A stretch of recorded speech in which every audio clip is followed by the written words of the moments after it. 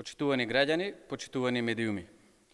Изминуваат 2 месеци од изборот на градоначалничката на ВМРО ДПМН, Даниела Арсовска, а граѓаните на Скопје не гледаат дека во градот нешто се работи.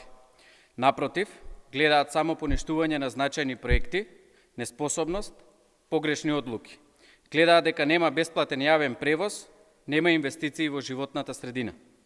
Дури и буџетот на градот Скопје за оваа 2022 година не е развоен и не е направен според потребите на граѓаните. Во буџетот не се предвидени пари за важни проекти, како нови паркови, зелени покриви, велосипедски патеки. Нема пари за ниту една велосипедска патека, ниту еден велопаркинг, нема опрема за автобусите да превезуваат точаци, нема субвенции за дополнителна опрема.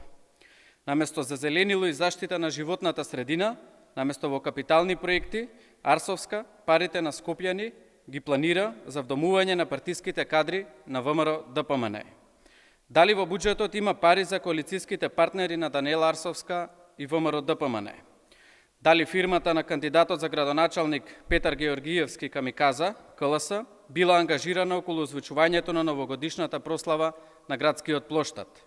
Колку пари чинел ангажманот на КЛС за новогодишната прослава или дали е тоа донација? Ако е донација, тогаш таа треба да мине низ Советот на град Скопје.